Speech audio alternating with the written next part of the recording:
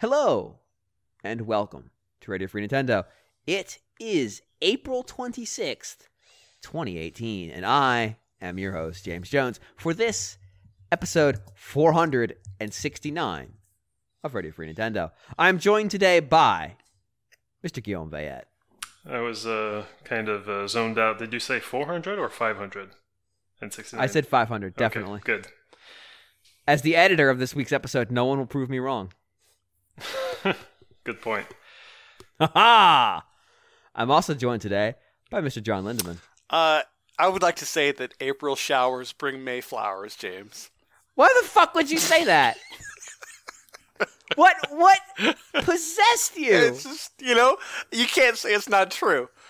I don't know, John. We got snow in April today, so or not today, this month. So I could probably say if not in the outside world, then in our hearts. Flowers in our hearts, James. Are you gonna come in here and read an email about Yoshi and Kirby eating each other now? Is that where this is going? No, no. Maybe, but no. He's gonna read it. Greg is out watching Futility, known as the NFL Draft, and they got a quarterback. Good Josh job, Allen, Bills. Josh Allen. Let's see what he does. Just stay off Twitter. So we are joined today by a person you might know, Dr. Jonathan Metz. Ahoy, ahoy, everyone. Thank you for having me back. The former host of Radio Free Nintendo. Yes. Before we decided to descend completely into madness and get the Ouroboros emails about Yoshi and Kirby. Mm-hmm. What the fuck is going on in our inbox? No, yeah, this needs to be said. My only response to that was we are never putting a public call out for email again, ever. Really. I'm learning that the internet is a dirty place. Yeah, it's like I don't think this is sexual. I think he's just implying that they would create some kind of like recursive black hole. Mm-hmm. I don't know. Anyway, all right. So video games. You listen to us talk about them, and we talk about them. So we're gonna go ahead and just get onto it with new business because unlike last week's train wreck, we actually have games to talk about. Mostly because we brought a guest in who has games to talk about. I'm here to help. Yes, which we need a lot of. So, Johnny.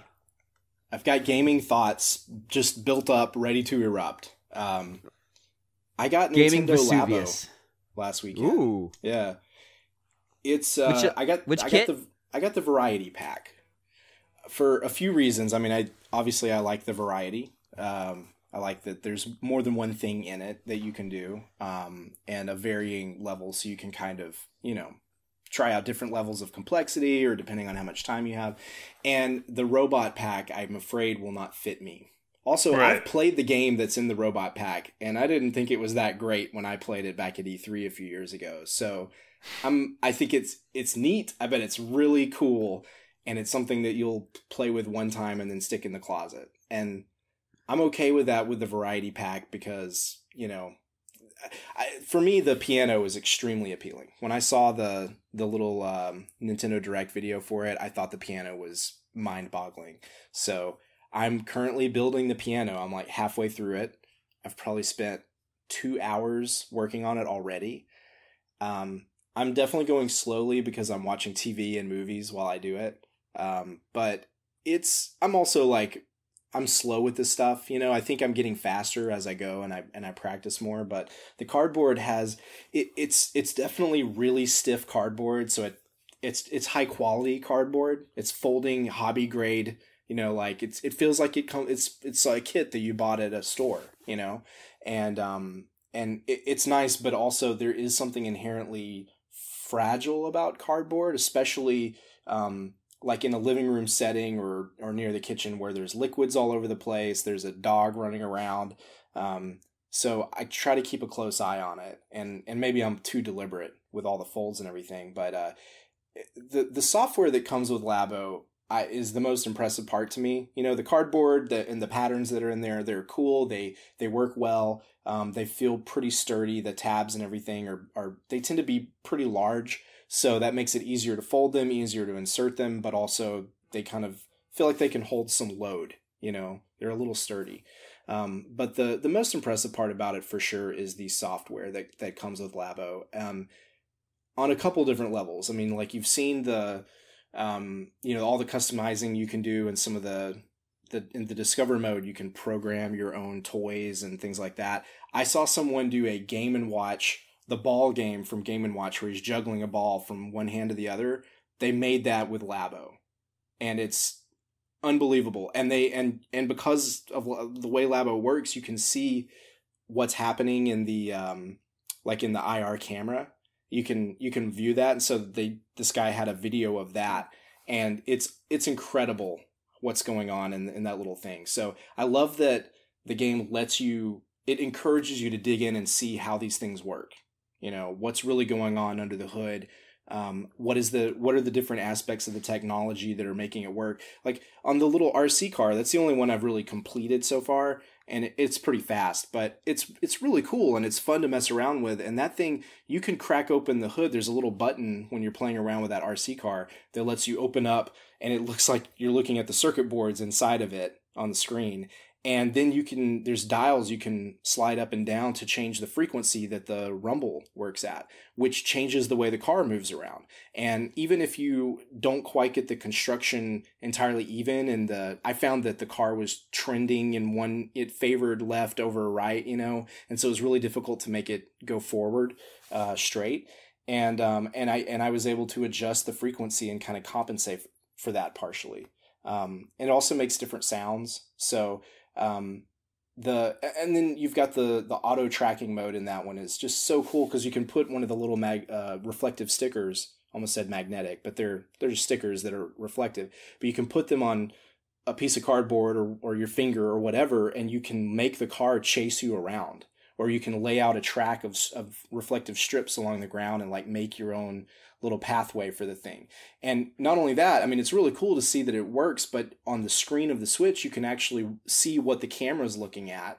I think this is some of the functionality that the Joy-Con firmware update includes, but you can look at the output from that camera and see what the Joy-Con sees, and it helps you understand what's really happening there. So, as like Nintendo's maybe first big push into the whole like maker generation sort of game. I mean, I'm not saying this is their Minecraft, but I think this is their Lego, and it's an interactive Lego. It is a very Nintendo take on Lego, and it's really fun. Nintendo told us it is. Yeah, and I think it's a smart move for them. I'm enjoying it. For me, the appeal, the reason I was willing to spend $70 or whatever, like I don't know if that's a great price for this, but I think it's a really cool product, and I'm having fun with it, mostly in the same way that I would have fun putting together a Lego set, which I did recently. I got like a small one for a Christmas present, and I spent 2 or 3 nights putting it together, and it was like for me it's very fun to do while watching TV. It's something to do with my hands, it's something to help me focus and take my mind off of work or whatever. It's very similar to the feeling I get from playing video games. So yeah, Labo is not really a video game, but it kind of works in the same way. It feels like I'm playing a game as I'm folding the stuff and putting it together and then messing around with it. Yeah, and it's just interesting and different, right? And it's something like, I feel like video games really get thrown into this bucket where it's just like, okay, well, a video game is Skyrim, and you're going to get another Skyrim, and that's what video games are. And that's what I like about it. You're going to get the same Skyrim. Exactly. Like you're going to get a better Skyrim with 4K graphics. And that's what video games are, right? Like you're going to get VR Skyrim. Exactly. You're going to get God of War, like the new one though, not the old one, the new one. And so that's what I like about this. It's like it's classic Nintendo thinking outside the box and just saying like, okay, well, what can we do to use video games as a medium for other types of creativity? So you missed us in the lead up to the show where we were reading their financial briefing presentation, and they quoted people kind of semi-anonymously. It's like it's a very Nintendo-like toy. It's like, fuck you, Nintendo. I'm tired of your shit. Yeah, but yeah, that's something I get to say. That's not something Nintendo gets to say. But yeah, whatever. Yeah, I mean, there is a certain amount of like, this is a. And the thing is, this isn't, and we talked about this when it was announced, this isn't super outside the realm of stuff that exists in the edutainment space. there's a lot of really neat ideas that if I was a kid growing up now, I would have been begging my parents for. Yeah. For their luck, there wasn't quite as much stuff back then. It does show you how conservative the rest of the industry is, though. Yeah, I mean that this is an idea that other people probably wouldn't have tried, but they go after different things, and it Wonderbook, man. Wonderbook. I was going to bring I up was Wonderbook. trying I was to trying not to say come up with a Wonderbook. joke, My but- goal was to never say Wonderbook on we're the gonna show go right ever after again. Wonderbook. The eternal font of Wonderbook. Yep. Oh God, It's a reference that never goes out of style. Eternal Wonderbook. It never was in style, so it's easy to accomplish. I'll say that, maybe LabOh is Talking about not the fucking so Eye different. of Judgment next. I think fundamentally LabOh is not so different than things that other companies have done, including Lego.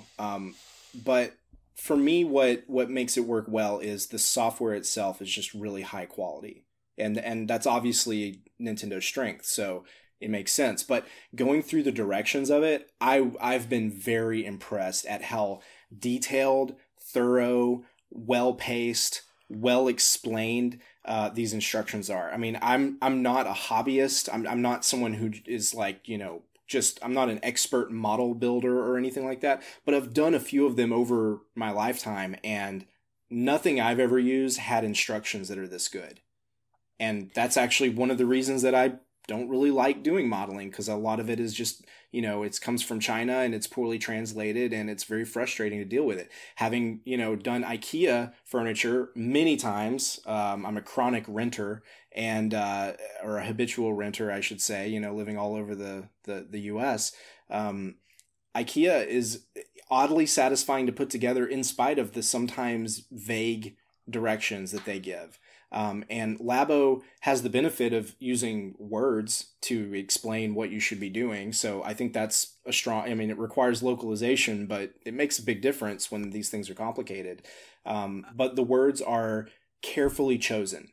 I just want to add that the little video, as it goes through and shows you where to fold and how these things put together, it not only, do you advance it with forward and back, but you can zoom in and rotate it around and slide it for a better view of any detail that you might be having trouble with. And that's something that no paper manual can do. And it's very useful on occasion with, as these things get more intricate. Right, because it's all an engine. Like it's a 3D. It's a 3D model that it's manipulating to show you how to put this thing together. In what might be the most, I don't know how best to describe it, self-defeating stream ever, Giant Bomb basically canceled UPF last week because they started a LabOh stream within 2 hours before they were supposed to go live with UPF, not paying attention to the fact it takes 4 hours to put the robot together. Mm-hmm. So that just became their stream, and there is a lot of just Nintendo-ish stuff in how those instructions are put together. How they start personifying pieces of cardboard. Yeah, of course. Of course here's they do. Here's there was one that was just like a wedge, and here's Wedgie. Don't forget to thank him before you plug him into the slot. James, this is the company that put arms and legs on a balance board. Yeah. I mean, it is what you would it is up to the standard that you would expect from Nintendo in terms of how this software tells you how to put together your cardboard toys. That you can tell that's kind of the most important part to them, and I think that's the right way to go. It increases the quality of the build experience greatly. The only complaint I would have about it is that it's not audibly voiced, at least not that I've found how to turn it on.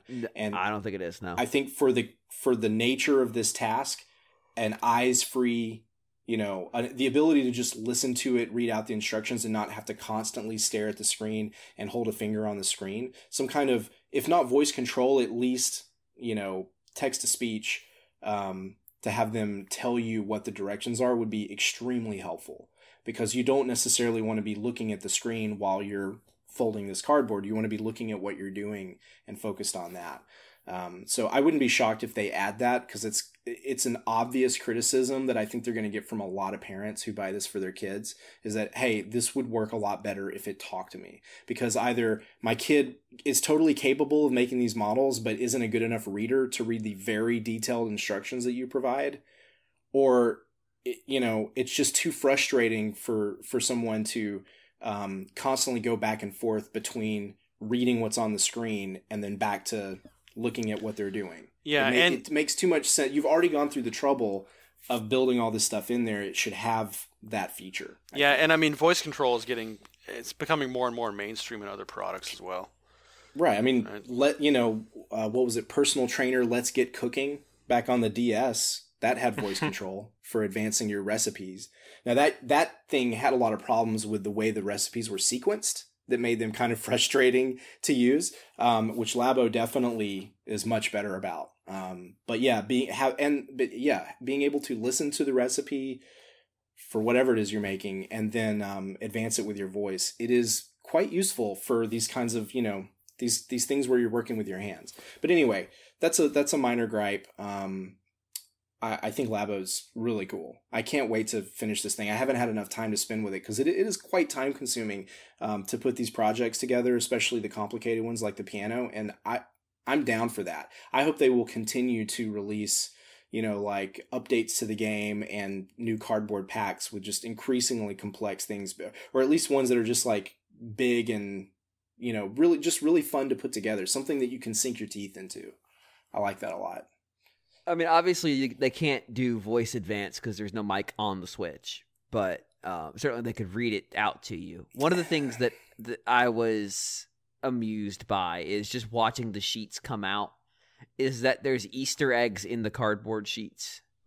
They had, in the robot, there's two that I observed. One, you can just punch out star coins, that they just had extra space. They just put some star coins on it. Yeah.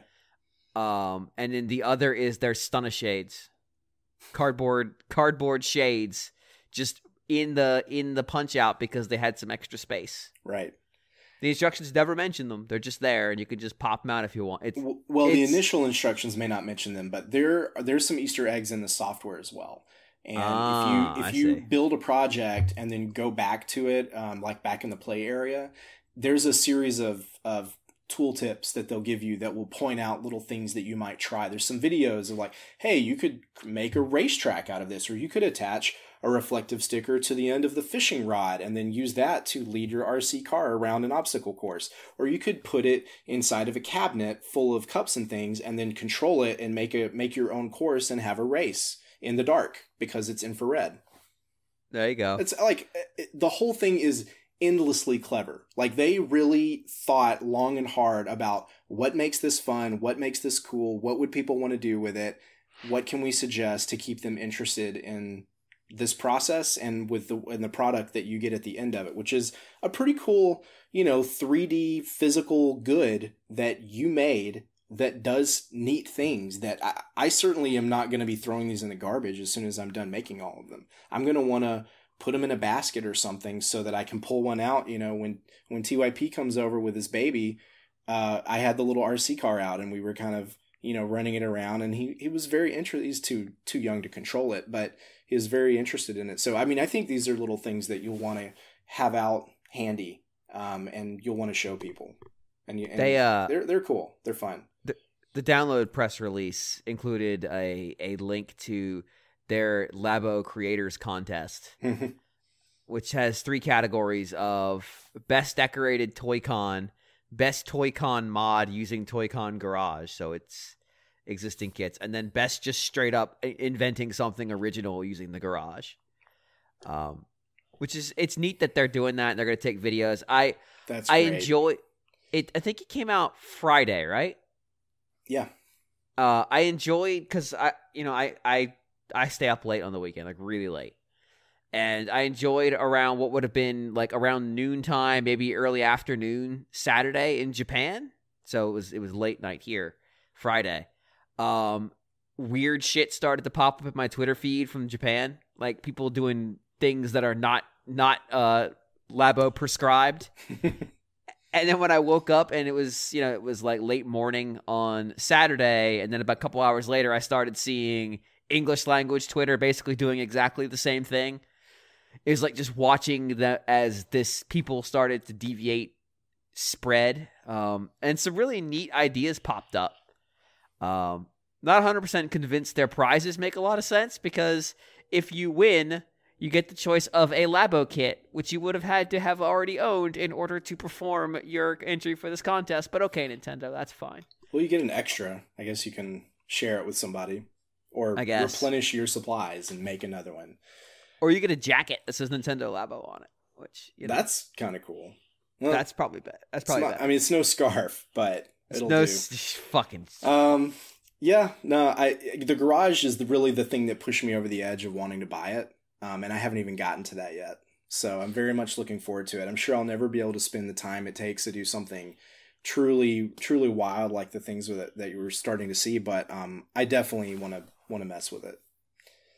The programmer in me is like it's the one thing that's making me go like, exactly, maybe, yeah. But like I might get to the point of never even assembling the kits. Then it might just be straight into the garage to start screwing with stuff. But I think you have to get access to it, don't you? I think you have to start making at least one of them. Maybe you have to finish at least one project. But the RC car takes 30 minutes, absolute maximum.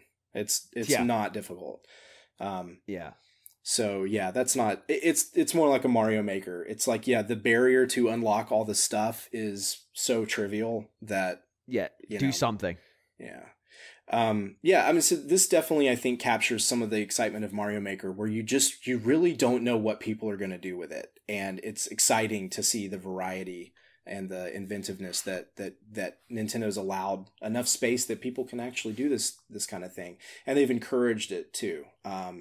So I'm excited to see what comes out of Labo. I think they're definitely going to make more than just these first two kits, unless it's a total flop. And I'm quite curious to see what might come next. Yeah, we're not going to know for a little bit how it's doing. Although actually we'll probably get some read on it in a couple weeks when the first NPDs come out. Yeah, and I don't think E3 is too soon for them to say, "Hey, you know what? There's more Labo coming. Here's a quick preview of some stuff that we're working on." Especially because they've already shown things in that initial trailer that they haven't released. The bird that they showed some person looking like a complete lunatic flapping around with is not in any of the kits, for example. Mm-hmm. Or there was like a driving one. So I mean, there's obviously stuff they have sitting on the shelf right now, ready to be put in a box, which is ironic because it itself is part of a box. But that's neither here nor there. Jonny, did you want to touch on something else in this one, or do you want to do it? Let's do another one. What do you want to touch on? So I was recently on a trip, and I got to play some Bombslinger. This was a recent Switch release that got a lot of praise from our site and other people. And when I watched a video of it, and I saw that it is definitely an indie game tribute to Bomberman, like classic Bomberman. I said, okay, I can see why people, I'm sure this is a better Bomberman than the Bomberman that's on Switch. And it has a battle mode, and Switch has 2 controllers built into it. So I would like to have the on-demand capability to play Bomberman multiplayer with someone on my Switch. And I now have that. I wasn't expecting that it would have an interesting campaign mode, but it does. It's a bit roguelite-y, so the level designs change every time, but the sequence and the bosses and the shops and things like that, they're pretty consistent.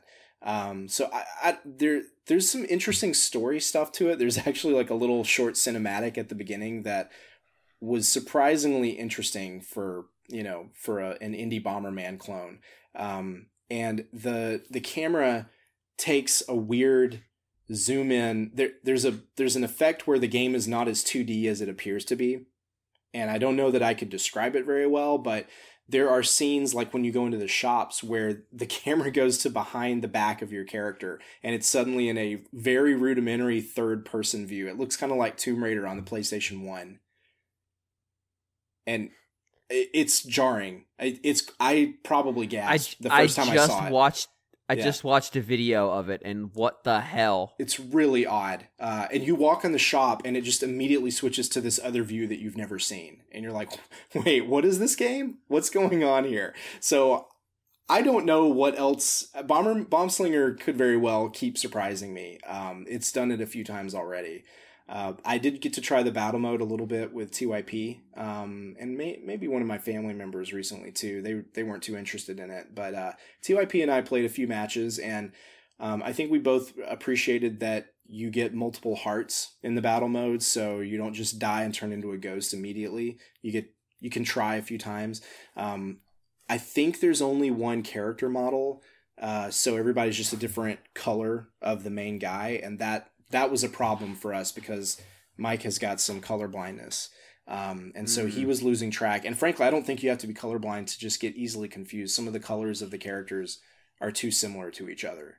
And they're all just kind of muted. The whole game has this muted color palette, which looks cool, but is kind of a problem in multiplayer where you need to be able to discern which guy is yours. So, but the DLC where you can become a creature from some like Dracula or Belmont, like that might help. Yeah. Yes. If this was the Hudson inspired or licensed game, but this is a different game. This was a terrible attempt at a joke. Yeah, it was. Please edit. Did they add stuff like that? I will edit. I was going to say they added all Frame. kinds I of. completely forgot with their horror. Yeah. They added all kinds of weird models. Once they fixed that game in a lot of ways, they added a whole bunch of models to it. Visitors from Silent Hill is in there. Yeah. Yeah, don't worry. Pyramid Head is in Bomberman for Switch. Yep. Yes. Absolutely. That's odd. I will edit that to give it a backing track so people can hear it and it draws all the attention. That's the thing, though. So I now- can respect that, though, because Guillaume, when he hits big. But if he fails spectacularly, and I can completely sounds like respect that. I'm just really tired. Sounds like they turned it into YY bombing. Why could I be tired? I don't know. We only started recording an hour late. And why? The listeners will never know, but it's probably John.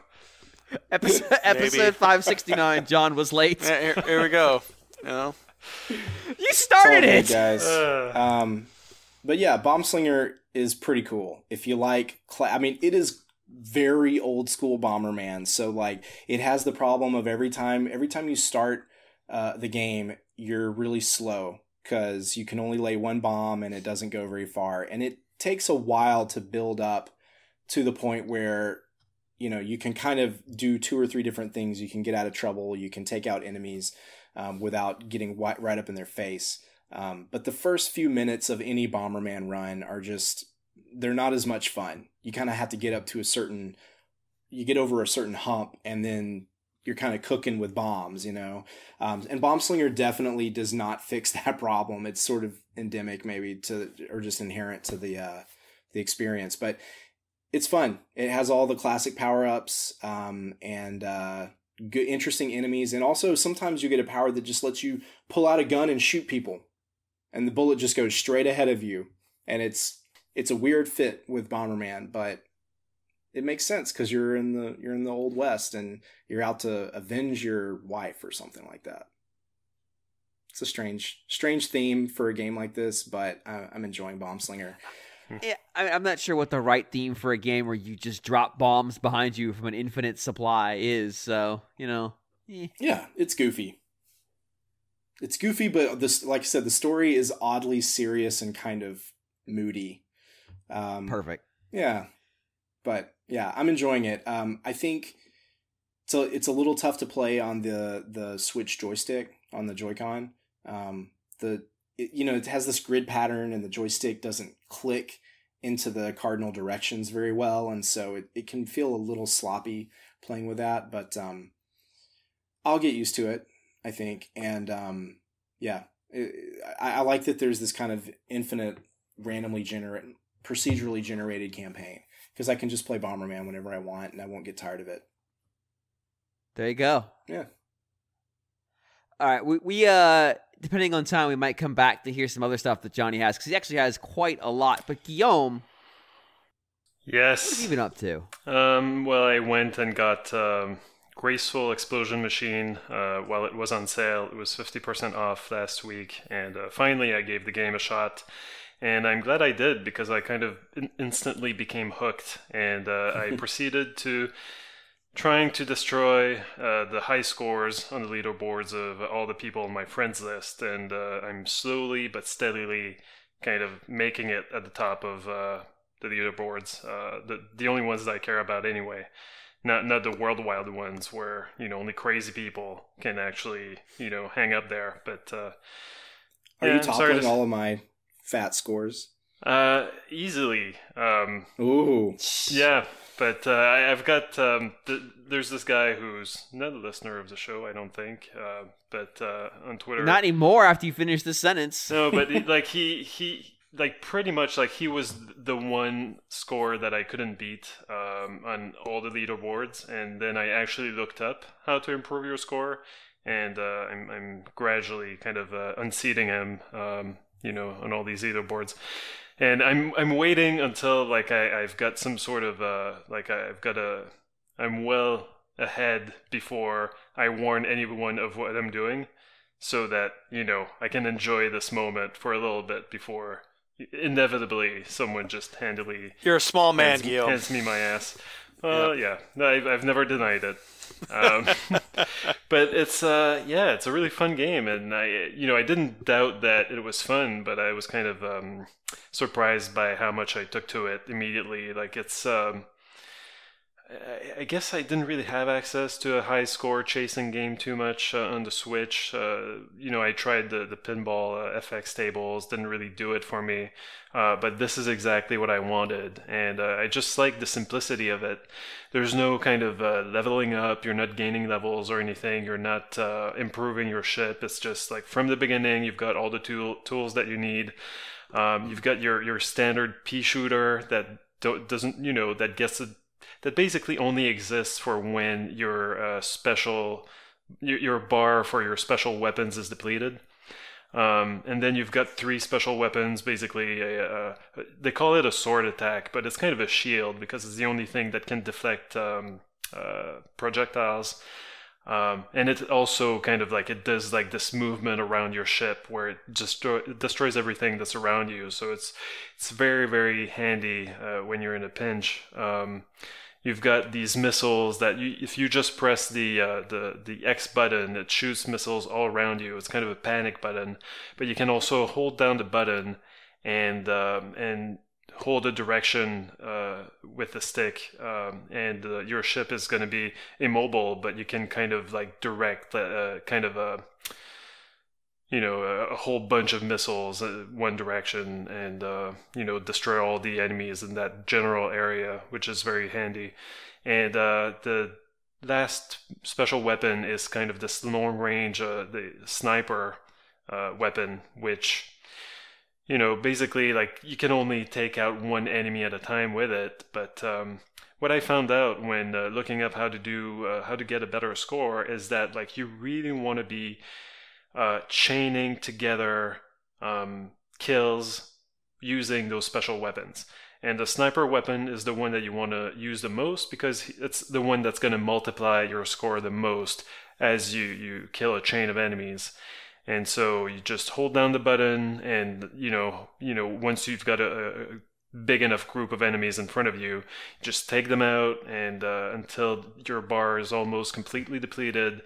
And from there, it kind of recharges halfway, but also the enemies that you kill leave these kind of energy dots behind them that disappear pretty quickly, and you have to pick them up pretty quickly. You have to be pretty close to them to pick them up, but that's how you kind of fill up the rest of your special bar. And so you keep always moving around the stage. So you can't really just plan it and just shoot things down. Yeah, and you can't stay away from the enemies that you're shooting, because otherwise you're just going to run out of your special weapons all the time, and you're not going to get that high score.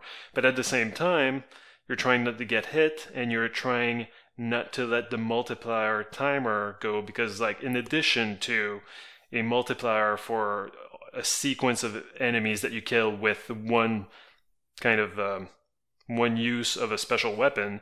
You've got an overall multiplier that you can keep going throughout the level, throughout like 3 waves in a stage, and that's the that's the main way that you get a decent score. But when you want to improve on that, then you want to use the sniper and kind of basically only use that for most of the game. Anyway, I got really into it, but the downside of falling immediately into the trying to be, at the top of the leaderboards hole is that I'm not progressing very fast. It's a very short game. There's only like 4 worlds and 9 stages in each of them, and they should be over pretty quickly, but I can't help myself and like just restart them over and over again. So I hope I won't, I hope I won't get sick of it before I actually get to see like the second world. We'll see. I've kind of it's tapped into my more I don't know, not maniac, but more sadistic. Yeah, I don't know, just kind of unhealthily. Score chasing. Yeah, the score chasing. Yeah, in kind of an Your unhealthy Billy way. Mitchell, the Billy Mitchell part of your brain. Except I'm playing would this do on an anything. actual You mean the machine. Steve Wiebe part of your brain? That's what you mean. Yeah, thank you, John. Yeah. We know you make hot wing sauce in your free time. Don't hide who you really are from us. And just ignore the fact that I've hacked my Switch using like that latest hack software. And, my scores are entirely legit. You mean a piece of copper wire, the latest hacked software?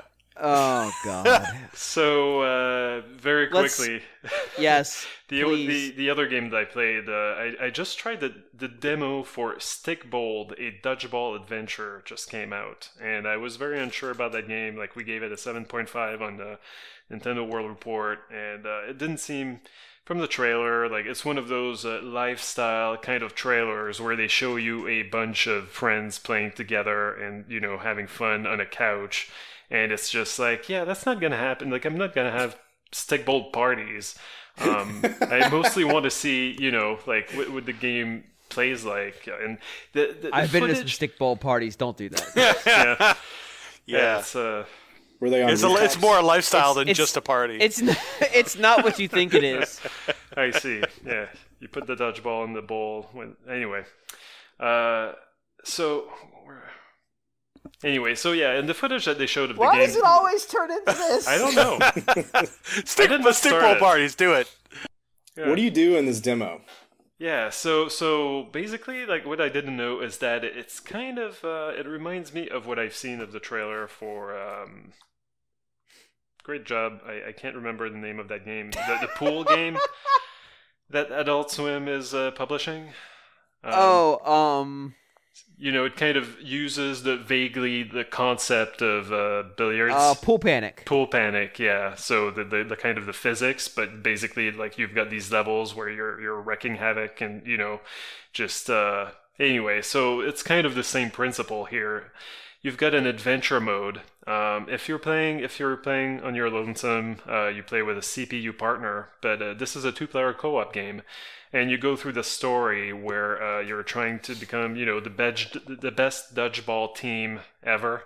And unfortunately, I don't know, the love of your life gets kidnapped or something. I don't know, by some dude coming from the ceiling dressed in a devil.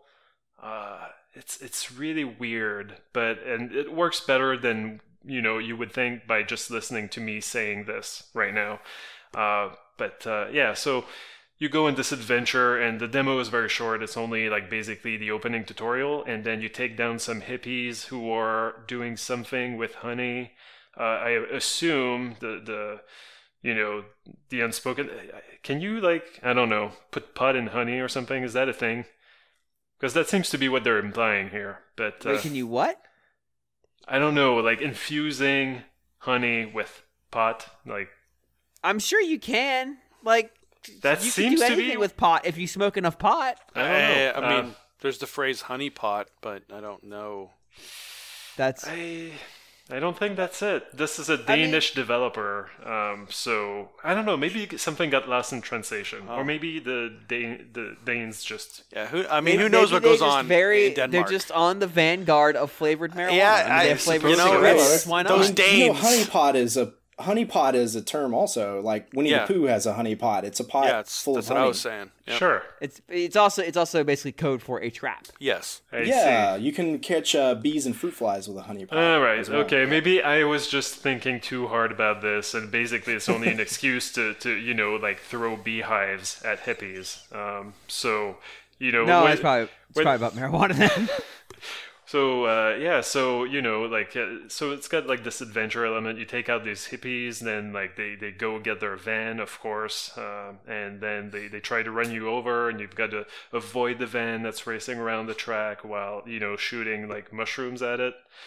Yes, mushrooms, and it's just like it seems to be like this really wacky adventure, and the humor works for me. Like I think that anyone can download this demo and pretty much immediately see if they're going to be into it or not. Personally, Karen and I, like we played the demo and we're like, yeah, okay, we're gonna put $15 in this immediately. But the humor might not go. Your mileage may vary. But it's just this goofy, very kind of cartoony world, and the graphics are very simplistic. It's basically these kind of these boxy looking dudes, not Minecraft, but more Gravity Bone, which is a reference probably very few people listening to this get. But anyway, very simplistic looking characters, but the animation is really great. And I don't know, I just got a kick out of watching, like in the opening, in the tutorial, like the newbie team that you defeat, like I find that the animators really captured someone getting smacked with a dodgeball in the back. It's very, very satisfying, and so that's one of the things that sold me on this game. So I don't know, like I'm gonna play more of it. Like I did download the full game. One weird thing about demos and full games, no.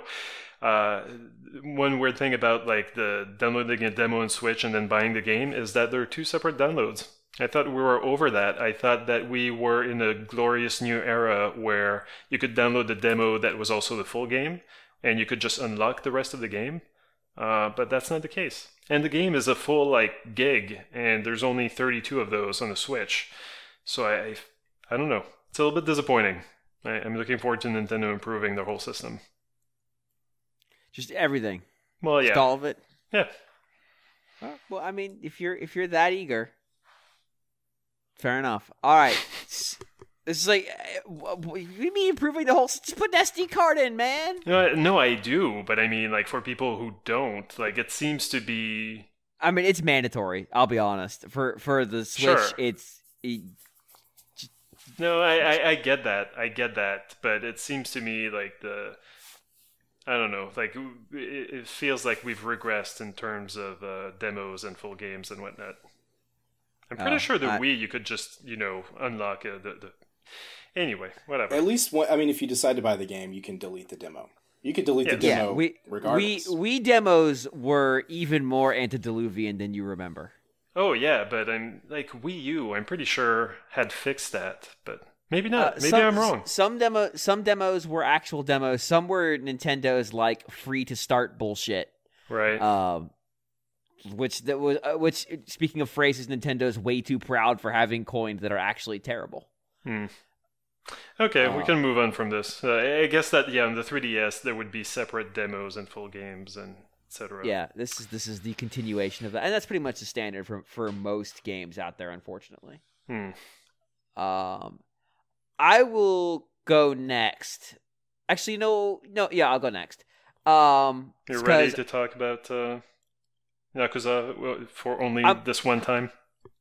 All I'm going to say about it, because I'm actually going to talk about it for real when I'm done, is that's what I have been playing, and it is amazing when you dump an engine that's 10 years old for a new one, what you're able to do. Huge strides in the engine in that game. So I'll have a lot more to say about it when I finish it up. I'm probably about a third of the way through at this point. And Seren, who's already played it, told me it's not very long compared to the other games, which are very long. But yeah, it's kind of what I'm working on right now. I have started. I mean, that's really all I can say about it. I've started Radiant Historia Perfect Chronology.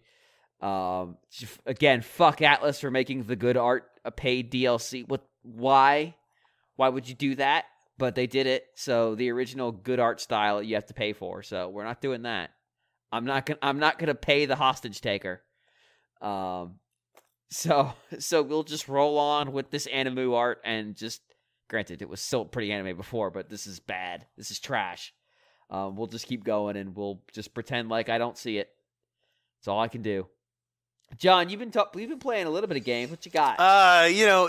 James, I would say I have a history with the Elder Scrolls games. I mean, there are I would say that too. There are certain games that I chase. A man can dream. I have dreams, James. John, I think we all have a history with your history with the Elder Scrolls games. I think this podcast is a chronicle. Yeah. So it is the most elder of scrolls documenting your attempts to play these games. Well, I figured, the phrase "doubling down" comes to mind with this because I picked up Elder Scrolls Morrowind for Xbox. Well, OG Xbox. Let's just call it what it should be called. I just fuck you, Microsoft. Like we haven't had to talk about this in about a year, but now that they've added original Xbox backwards compatibility, things are way more fucked. So you're playing Xbox One games on your Xbox One. Let me just say that it would not should be. It would not be an Elder Scrolls game if I didn't have it for a console and already own it on PC, which I do. So I figured, why not? But I actually am playing it this time, which is fantastic. And it's interesting because it's remarkable. This is, I think, from 2002, 2003 ish. I think maybe the Xbox actually release might have lagged PC by a year, but regardless, it's from that time period. And draw distance wasn't really the cool thing back then, so we hated draw distance. Yeah, exactly. It wasn't really chic back then. It really became more de rigueur later on down the line. But are you gonna fucking drop? But yeah, it's an interesting game to play simply because it's amazing how little the Elder Scrolls games have progressed. Even with Skyrim, Skyrim being what it is, they've streamlined a lot of stuff in it. But really, I mean, it's still kind of like a walking simulator sort of thing. And send your emails to rfn@nintendoworldreport.com. CC John Lindemann. Exactly. But so it's not very different from Oblivion, that's for sure. I mean, if you want to sit there and you want, it's basically just Daggerfall. It's just completely I have not played that, but by God, if they put it out on Xbox One backwards compatibility, I will buy it. I can tell you that. At least once. I will buy it at least once, possibly twice. But it's amazing because it's the same kind of thing where if you want to, like, for anything like Speechcraft or any of your characters, things like Speechcraft or whatever, jumping, whatever. If you want to sit there and jump 1,000 times in a row, that's completely valid in order to level up your jumping. So it's just as silly as that. But instead of trying to, I've tried to min-max that. I've tried to do different things with it, but I'm just playing this, man. I'm just playing it. I'm just living that Morrowind life. That's what I'm doing right now. Do you find that back on, with the older technology, are they successfully able to create a sense of place like you get with Skyrim? Because that's my favorite thing about Skyrim. It's a lot of what I like about Breath of the Wild. It's that when you're in that world, it really feels like a world. It feels like a big place with a lot of stuff in it, a lot of people, and you can go off and make your own pathway through it, and that's exciting.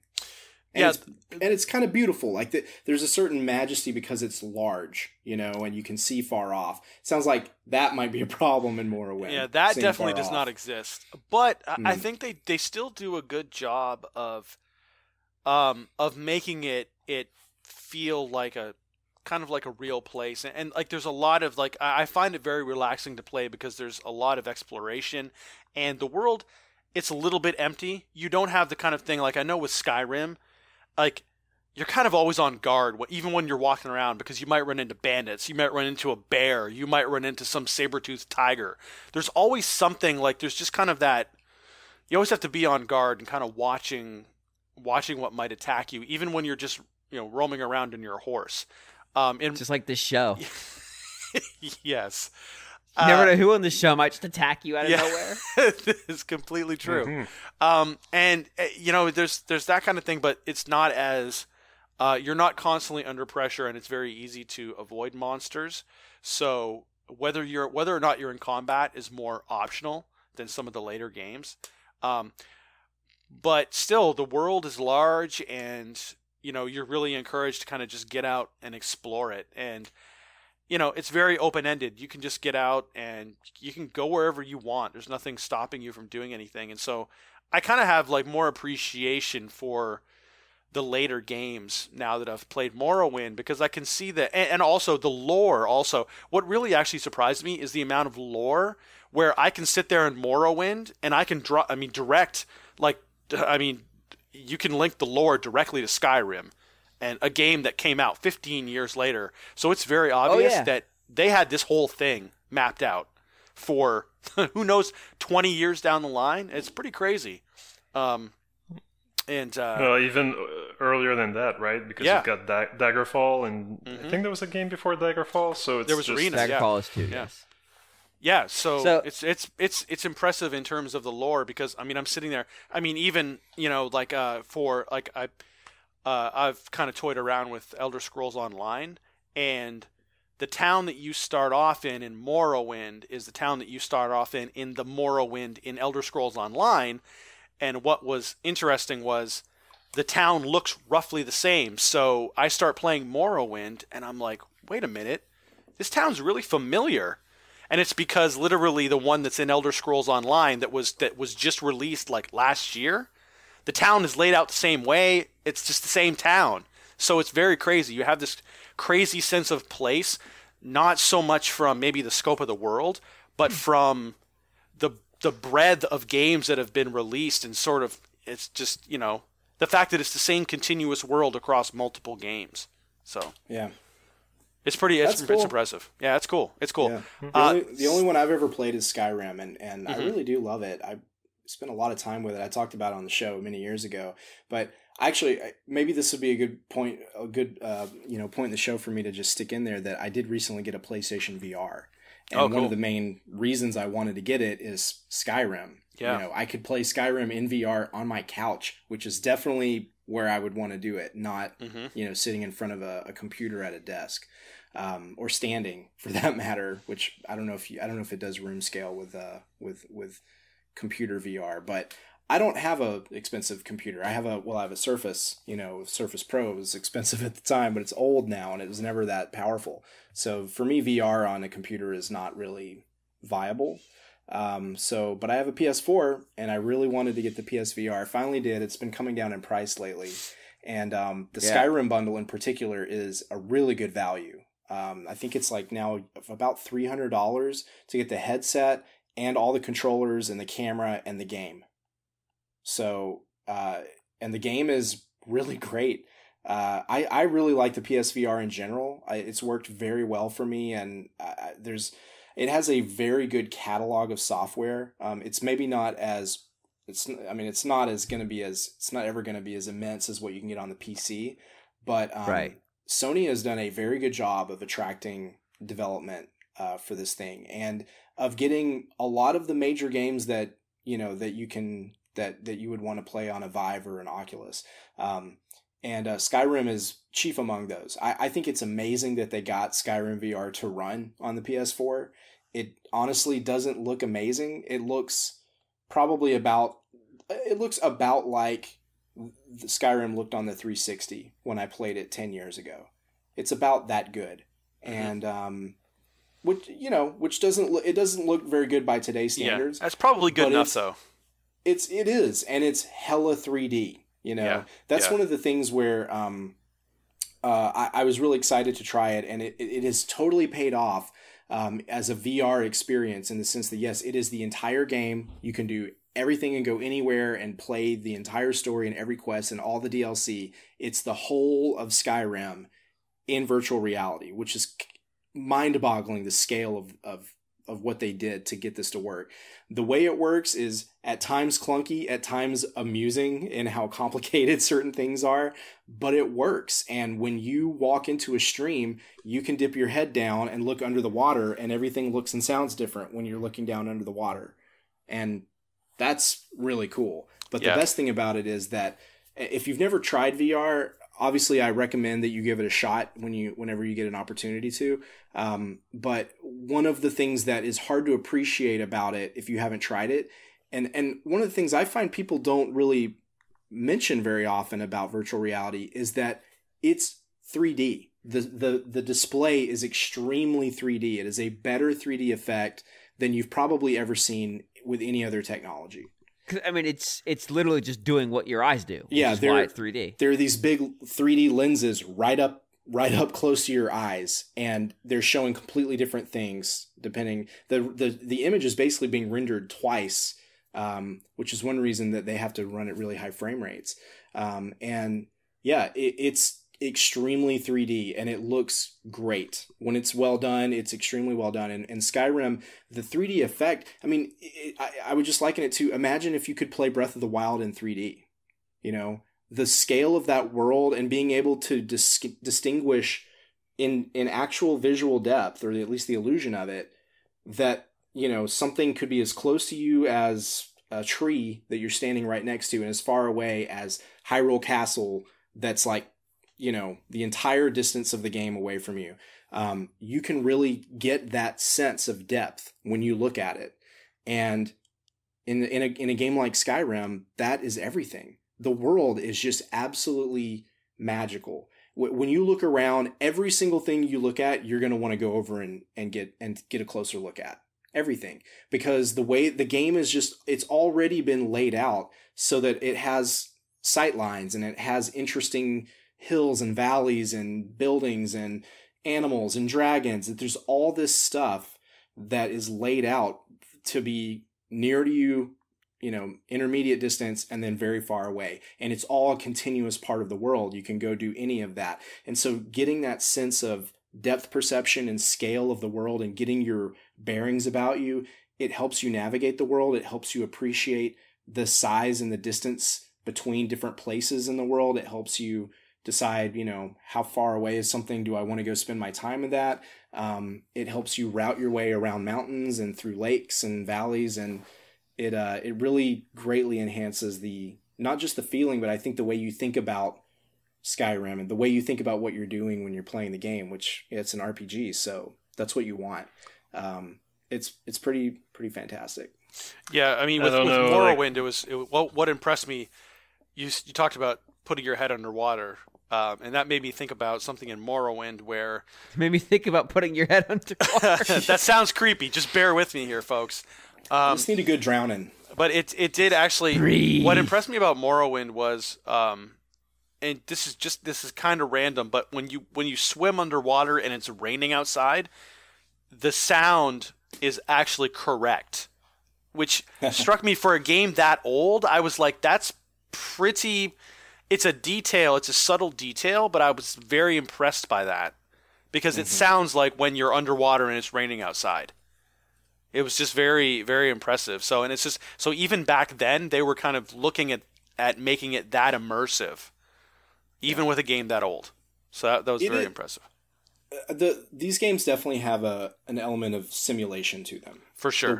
There's a world being simulated here, and there's a lot of fun and there's a lot of intrigue in just going around and looking at the clockwork nature of it all. You know, I think the first time I ever appreciated that was probably Majora's Mask, and the idea that there's just all these characters and they have things that they do, and you can get in their way and you can meet with them and do stuff with them, or just leave them alone. You might never even meet them. And it gives the world this feeling that it's alive and there's things happening and there's stuff happening even when you're not there. And Skyrim in particular is exceptional about that. Yes, agreed. Yeah, I can't wait for the next one. I don't know how many more years that'll be, but you have to think that they may announce it this year. They might. It's probably too soon for it to come out, just because I think the same. I mean, they team announced does 3 Fallout. ports of it last year at their Bethesda E3. Right.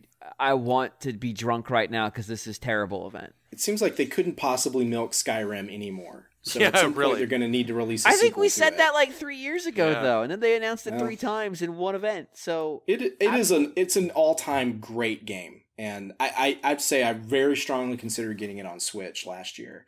But that VR game... I figured the VR version was going to be bad. People at E3 said it was bad. It seemed too ambitious, too good to be true that they could really pull it off.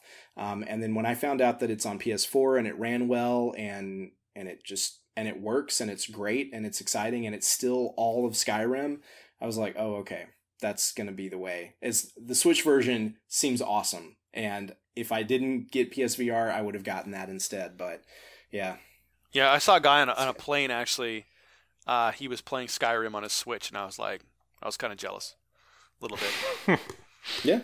It's a you fantastic... could have bought it, John. Yeah, fantastic, You could still buy it. I still can. Well, all you There'll had be more was planes, John. all you had was Oblivion and your N-Gage. Yeah. I think that's a thing. Oblivion is next. Once Morrowind's done, Oblivion is next. Surely Nice. Oblivion's not on Engaged. I don't know how that could be true. The Elder Scrolls Travels The Elder Shadow Key is what Okay. you're thinking of, right? I guess so. Must be. Which may have only been for the QD. I can't remember. Some kind of spin-off. Also, why do I know this shit? I don't know, James. know. That's your personal problem to deal with. Oh. It was the Engage QD the one shaped like a quesadilla? Is that why I got the letters? The QD was the one we'd have to take the Taco. battery out to change the game cartridge. Instead of a taco, it's a quesadilla. Yeah. Oh, God. I feel like there's some industrial designers that worked on that product that might be the worst people at their job, at any job ever. What if you had to remove the battery to change your game cartridge in your phone hybrid? I miss 2004. What if you just didn't? I think that's what most people thought. What if I just didn't? Look, I enjoyed my side talking experience. What can I say? When you've got the Elder Scrolls The Shadow Key in your N-Gage, you don't need anything else. Right? That's true. It's the last Game game of you forever. need. You might want to play Mama Can I Mow the Lawn. I'm pretty sure that was on the N-Gage as well. Yeah. When won't it be in your hands? Ready for a quick pickup session. I don't feel like I have to answer that question. I feel like fate handled it for us. You don't have to answer anything you don't feel comfortable with, James. John, if that was the case, I would answer many less things on this show. All right, I have to ask, Johnny, have you dove into the more VR-ish experiences? Like Polybius? I was thinking more like virtual reality or the other one that they made. I would very much like to do virtual reality. That's the Adult Swim thing. I saw some of it on Giant Bomb and thought it looked fantastic. It's very gamey. It's kind of a mini game collection, but right. Apparently it seems like the games that they run you through take quite a bit of skill and are firmly rooted in classic video game ideas, except now you're doing them in VR and also with a bunch of Rick and Morty jokes that I thought were pretty funny. I like that show. So I definitely want to check that out, but I haven't gotten around to it yet. I have a pretty big VR library, and it's almost all stuff that I got on dirt cheap sales over the holidays, some of which I bought before I had the headset. Because I was there you go. I know I'm going to play Res Infinite for $5 or whatever I paid, So, I picked up quite a bit of stuff that was very cheap. And so I've messed around with a bunch. I beat Eagle Flight, which I think is pretty good, but fairly physically uncomfortable to play, not because of motion sickness, but because my neck got tired, because you play the entire game by tilting your head left and right. And sometimes very quickly to make very sharp turns. It's quite a difficult game. And I had to get a massage after I beat that game. I mean, my neck was really screwed up. because the headset, it doesn't weigh nothing, and so slinging your head side to side to fly through these tiny rings in an underground subway tunnel at very high speed, it's quite stressful, both mentally and physically. It's weird. I haven't seen any newspaper panic about this when Wii Tennis Elbow was such a. Probably didn't sell enough copies to get that sort of attention, but it's a serious consideration. But I did enjoy Eagle Flight. It's really fun. I really do like Polybius. It's a Jeff Minter game, so it's really psychedelic, really simple. Like it feels like a early '80s arcade game. Set in the virtual reality future, and it's quite faithful to that weirdo style, and it is blisteringly fast. It trumps Dyad for me as probably my favorite you're not allowed to blink game, and it's really, really fun. And the 3D effect of being in VR, it makes a big difference with a game like that, and it makes you feel like you can see farther. Even though the resolution of the screen is fairly low, the 3D effect kind of makes you... I think you can get a sense of this in Star Fox on 3DS as well, but you feel like you could almost be more accurate with your shots and with your movement because you can see into the screen so far. Maybe it's an illusion, but it's an effective one. And Polybius is insane. I definitely like that one a lot.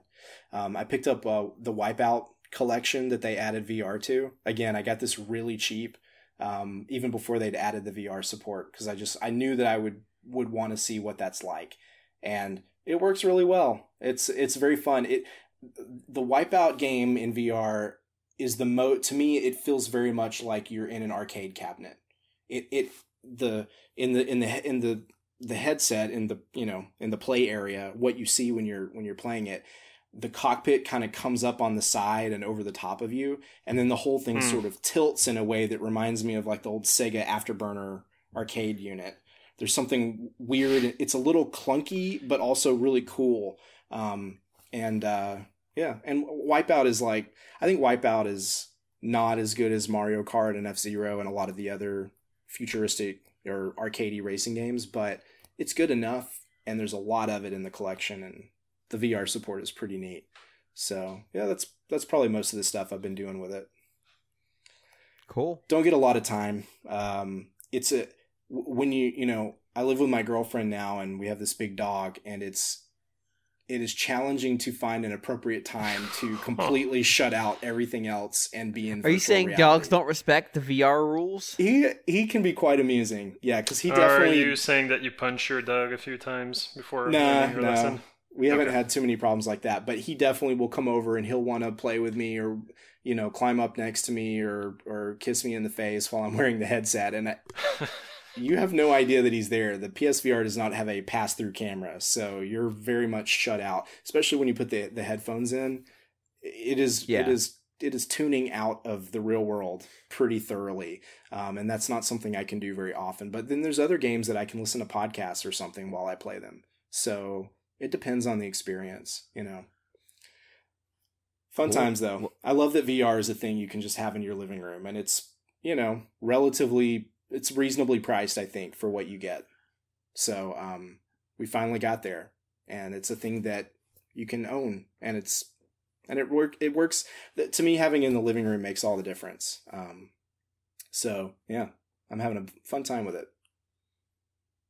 All right. Well, that is going to do it for new business. When we come back, we will handle some slightly less harried listener mail. Stay tuned.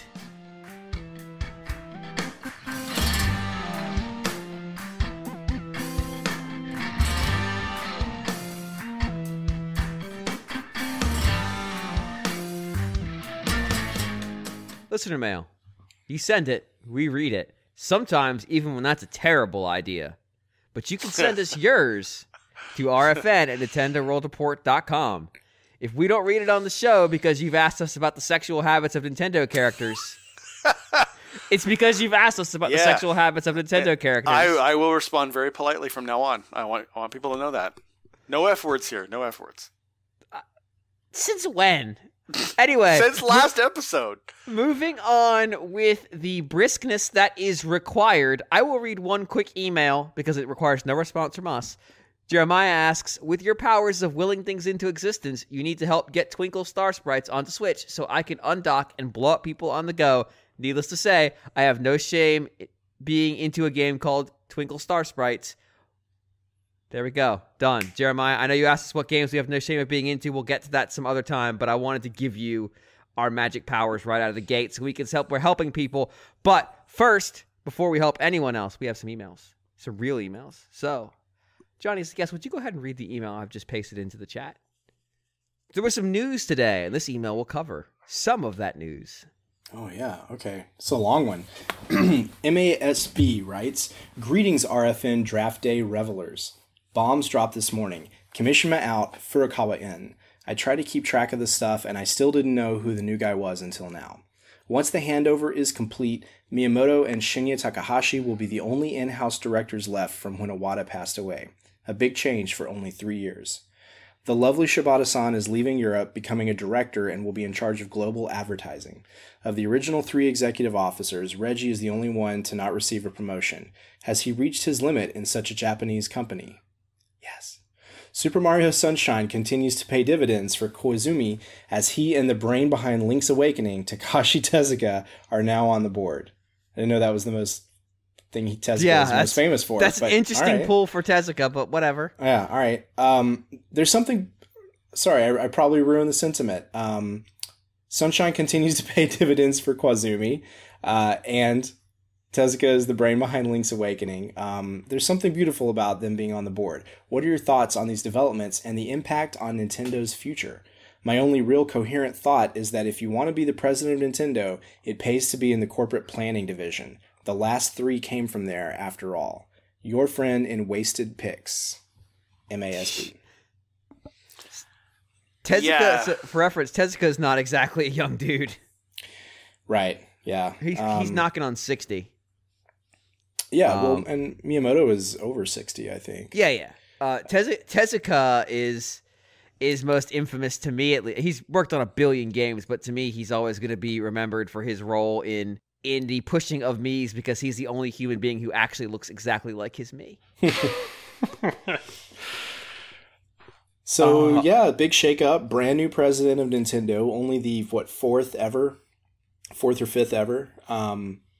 And at least the 5th, because Yamauchi, because we can go through 4 right now. Right. But yeah, he's I don't know much about Mr. Furukawa. Really hadn't read much about him before today's announcement, so he's a surprise. I think Kimishima was a surprise too. Like, we knew his name, but I don't think we knew very much about him, even though he ran Nintendo of America. So, and he kept a very low profile as the president of the company. And that's kind of the thing that's happened with Furukawa as well. MASB notes that coming out of the corporate planning division, but the reality of the situation is, if you're not familiar with what corporate planning does, it's really about, as the name would imply, laying out the strategy for how the company is going to continue to grow and develop profits. So it's not a matter of being in that division is the way to move up. It's you're in that division because people think you are going to move up. Yeah. Like you get there because you've already proven you belong there. And so it's not particularly surprising that the people who have taken on the presidency of the company come out of that division, because that's where they would put you to continue to develop you. And to start leveraging what they think your talents are. And having read Mr. Furukawa's biography, like, it seems fairly impressive. Now, he is as many all of the write-ups have noted, the first president of the company to have grown up with the Famicom versus grown up making games on the Famicom. Or just being old enough to remember it being out. Because he is quite a bit younger. Is Furukawa strictly a business guy, or does he have a development background? He is a business guy, but I guess he's been involved in some stuff, but probably on the business side. Because there's not.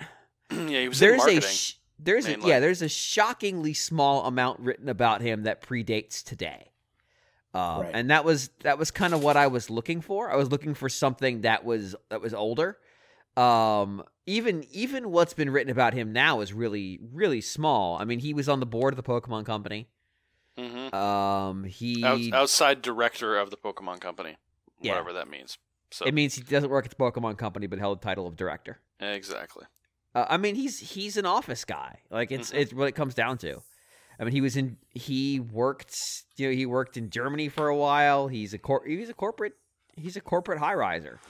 Yeah. But I don't think he has really any history in games beyond perhaps being assigned to a project to run the business side of a game's development.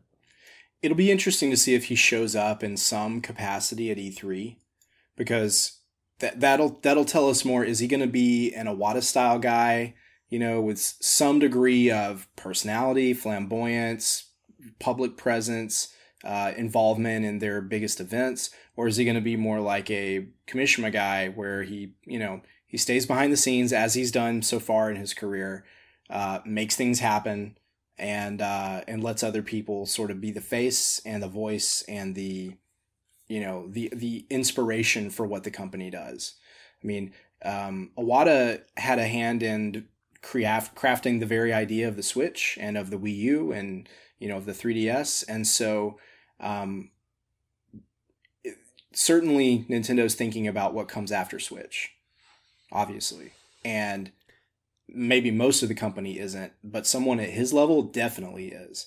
And I don't think we know enough about this guy to know what kind of creative input or strategic input he would have into that kind of decision.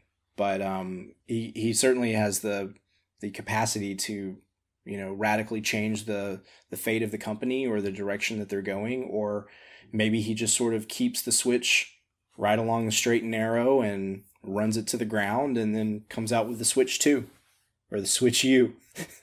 He was involved in the marketing campaign for the Switch and developing it. It's not like he wasn't in a senior role before, so he would have been in those conversations in the lead up time. He does play video games apparently, and unlike I play video games, as apparently was noted that he is a fan of Golf Story. He is an international business, which even Kimishima has obviously has international business experience. I think in this case even more so.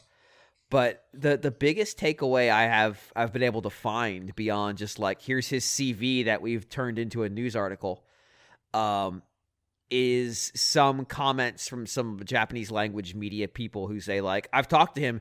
You walk away realizing this dude is super smart. Not much in the way of like he's got a personality or anything, but just he's really smart. All right.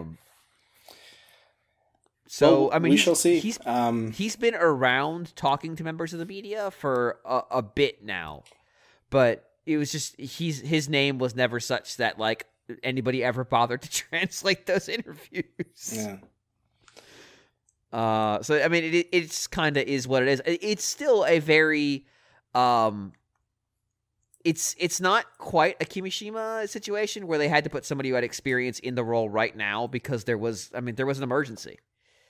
But it's also not so far out from that because ultimately they put a business person in there because if you look at everyone else that's in a director role for the most part, they're games people or they're people who have done hardware.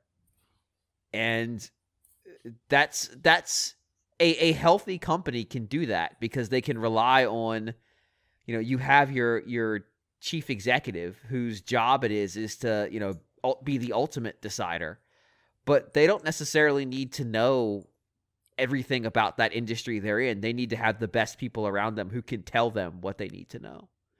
And the list of developers who currently sits on Nintendo's board, especially after this shakeup, is fucking impressive. Mm-hmm. Well, and don't forget that Hiroshi Yamauchi had never played a game in his life, basically. Right. And he made you play the game for him so he could decide if they were going to finish making it. Yeah. So that's like just being able to create a game yourself is not necessarily the be all and end all to being a good Nintendo CEO. Oh, absolutely. No. Yeah. Sorry, I didn't want to suggest that there might be like good versus bad, but just rather, perhaps in the mold of someone who came before. Of course, it's also possible for Akawa he might turn out to really just be have his own take on the job and what it is. I think it's more likely that we won't really get much of a sense of what he does or how he does it for years to come. If he's been as private and laid back as he has been up to this point, I bet that will continue. Yeah, I mean, the quote from him in the Wall Street Journal is that Nintendo should focus on things that only we can provide. Otherwise, Nintendo would lose a reason to exist. So, which is it's a very safe comment, right? I mean, yes. Is it? Here's the thing. It's a. I mean, it's what you would expect. I would think. I mean, that is very much the company line. Message. Yes, that's the company line. Here's what I would say.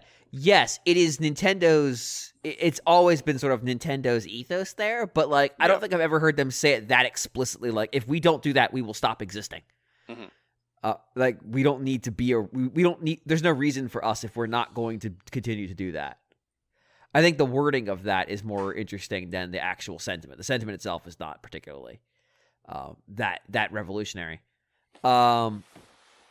What's interesting to me though about the board changes is I honestly thought they might be moving if they were going to put a game person in. Like Koizumi's been getting a lot of fucking camera time lately. Which Koizumi's my boy basically because he's been the. I mean, love that guy. They were describe him as a key architect of the Switch. Like he's been there. He's pushed a lot of franchises. He's done a lot of stuff for that company. Him making the board now is like one of those like, yeah, this is a well-earned situation. Mm-hmm. He was producer on the most popular game on the system. Yeah, yes. I think he also brings that sort of like levity to things, you know? He has camera presence. Yes, and you know, like Iwata did. Iwata was very much the same way, where you kind of like this kind of nudge, wink, wink, like, hey, yeah, these are video games, and this is fun stuff. You know, so he's perfect. He's perfect. I mean, I distinctly remember video of Koizumi at E3 the year they showed off Mario 3D Land running around with cat's paws and ears on his head in their booth. Yeah, like you gotta love it, you know. I mean, or the fucking ice cup thing during the Switch presentation. Oh God, yeah. I wouldn't be surprised if Koizumi was considered for this job. Yeah, I'm sure he was, and maybe he was given the board position as sort of a consolation prize. You know? I mean, it's entirely possible he's too valuable to be in that job. Mm-hmm. Like, because his role making as a creative mind, maybe so. Yeah. I mean, he was involved in the architecture of the Switch. He got Mario out the same year as the Switch. He was as you said, he was a producer on multiple games that are out on Switch. Like. He doesn't have the time. If you'd need to replace him with multiple people if you put him in a different role, and that's probably too much to ask. And that's another reason why you might not put a creative there is that you limit their ability to continue to produce content for you that you can sell 10 million units of. You probably. I wonder if he will stay in Tokyo though. Like I wonder if he's been running that Tokyo studio since Jungle Beat. Yeah, the early 2000s. Jungle Beat in 2000, that came out in 2005, but yeah. Yeah. So, 15 years he's been in Tokyo, and now that he's going to be on the board, I wonder if he will have to give up his role in Tokyo to come to the... I don't know. These things, we don't know enough about how Nintendo works internally to really dig into it too much, but things are shaking. There's no reason why he should have to. Most boards are comprised of people all over the country as it is. Yeah, maybe so. Maybe that's just a meeting that they have once a month and he can stay in his studio head job, And just keep making new Mario games. It's just pretty much all they do now. Yeah. Or just take that... I mean, you could, if you hate yourself, take that train up and back in the same day. It is a long train ride. I feel like we've probably spent enough time on the Nintendo executive staff, but one thing I do want to mention before we move on is just that the shakeup is not really much of a surprise because Kimishima was never going to be in that job long term. So he did 2 years. He oversaw a critical time in the company's life, obviously, with launching the new Switch and making it a success. So he deserves a lot of credit, and A lot of respect for the job he did. I assume he'll be retiring now. But he is stepping into a senior advisory role. Yeah. Yes. So He's semi-retired. He's 68, right? So he was saying that, he just basically couldn't travel anymore. It's an incredibly demanding job travel-wise, so. Yeah. So and he's probably owns a home in the Kyoto area, and he'll be in the meetings. Mm-hmm. Yeah. Which, that's fine. You need people like that, especially if they're your business people, because they can continue to provide value, but they don't need to be there, 40, 50, 60 hours a week. And if you're a CEO, that's a job that's never off. Yeah, exactly. I mean, especially if you're the CEO of a multinational, there's no downtime in that job. There's time where you're not in the office. Yeah, there's no time when you're really not. Exactly. I mean, you can leave the office, but there's no time when people don't want to talk to you, literally around the clock. Right. And there's no time where you can just go like, no, I'm not doing this right now. Yeah.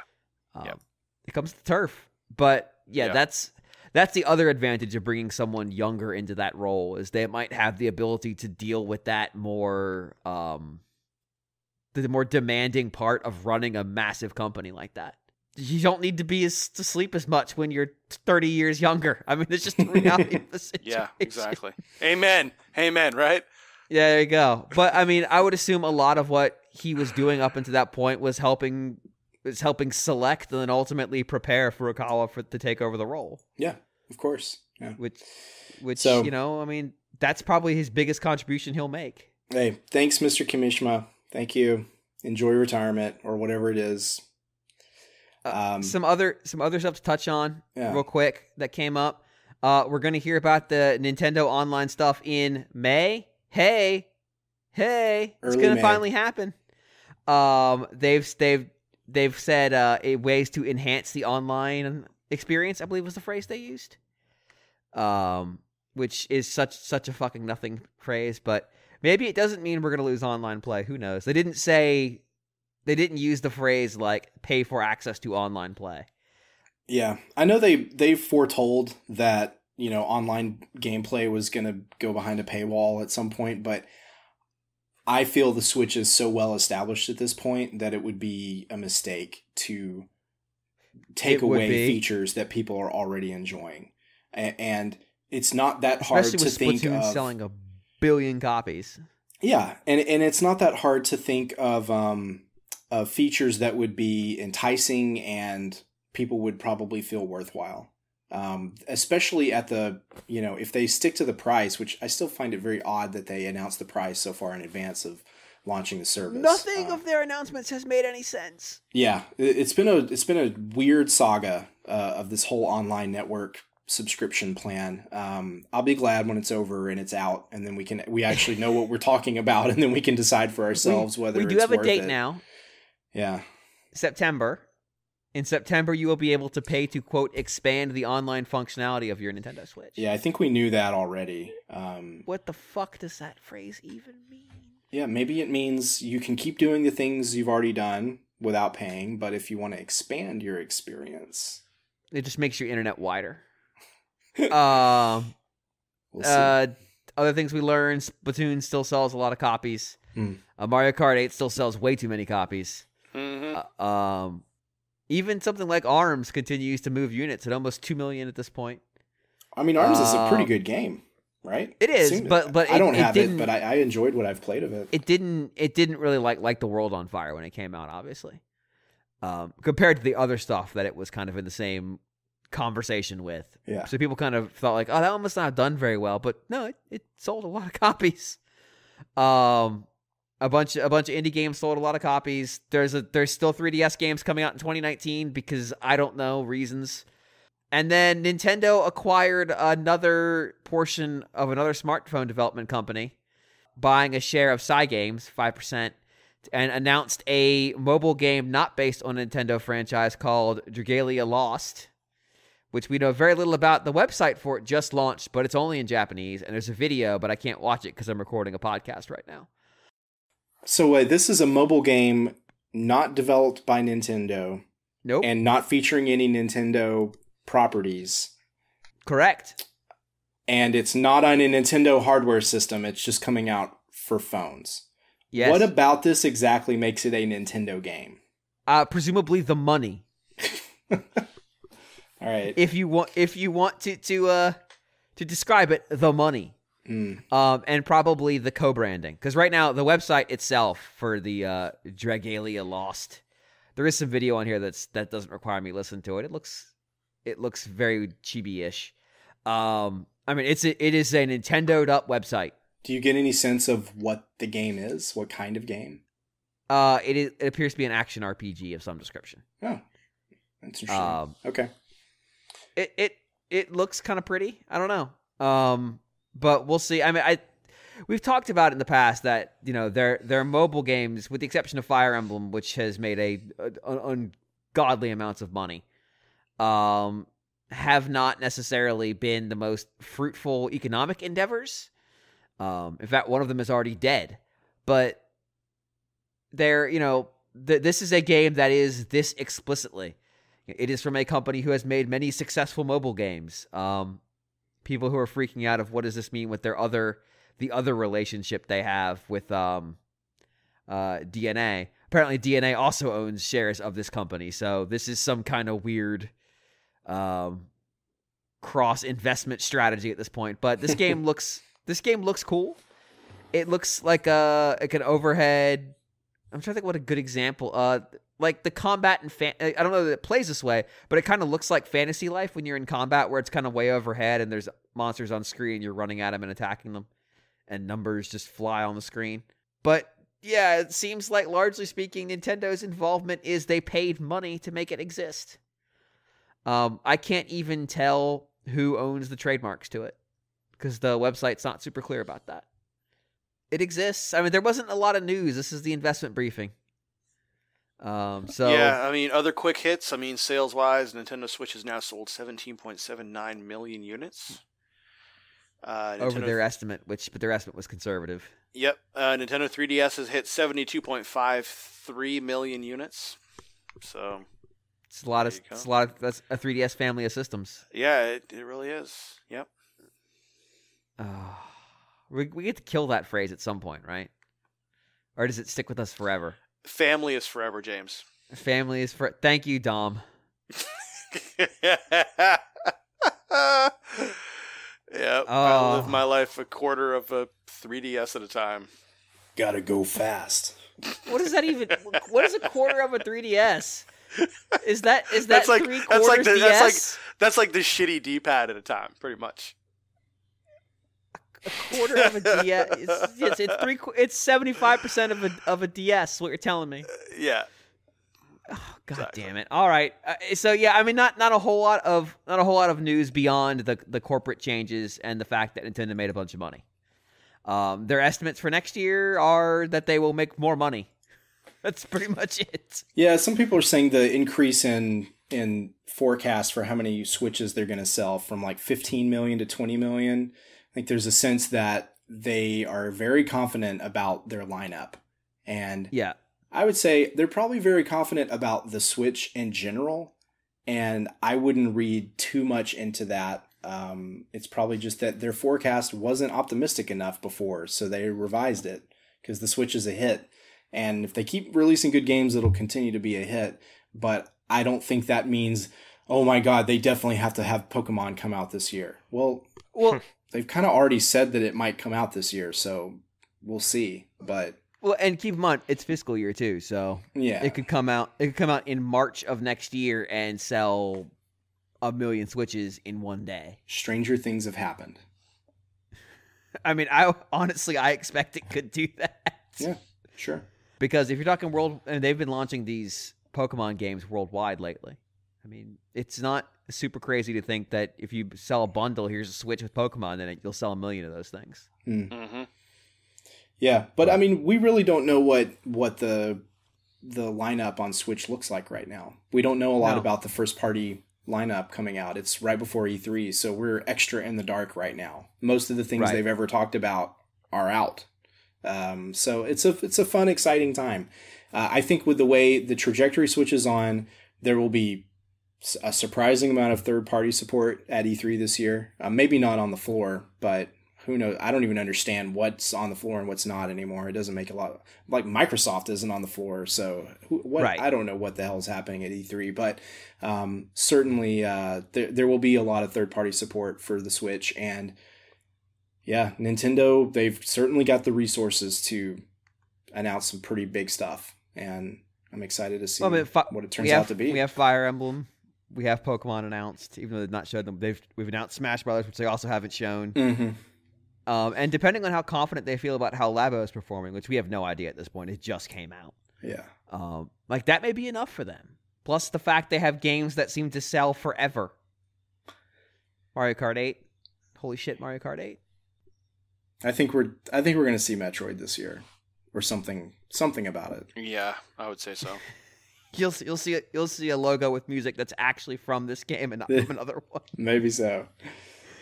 And yeah, it's been a long time since Retro Studios put a game out. We don't know what the hell they're doing, but it's been quite a while, and they've been hiring for years now.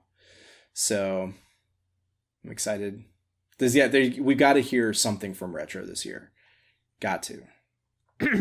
Anyway, let's move on to the next email. I've just put it in the chat. So Guillaume, if you would please. I would. Jay writes, "What's up, fellow Nintendo dorks? Nintendorks? I've been thinking, which is extremely... I've been thinking, even the emails have become self-effacing. Yeah, so I've been thinking, which is exceedingly rare. Nintendo has recently stated that they want every family member to own a Switch. On the surface, this seems absurd. There's zero chance my parents would ever even think about buying Switches, let alone actually going through with it. But then it occurred to me, maybe Nintendo has incorporated their quality of life experiments into the Switch, and we just don't know it yet. We've already seen with LabOh that Nintendo can surprise us with new ways to use the Switch. And we've also seen how something like Project Robot can be repurposed for the new console. Maybe the Quality of Life Initiative will be the next thing to pop up in a new and unexpected way, something that will appeal to non-gamers. What do you think? Am I Nostradamus? Or just a dork with too much time on his hands? The safe money is on the ladder.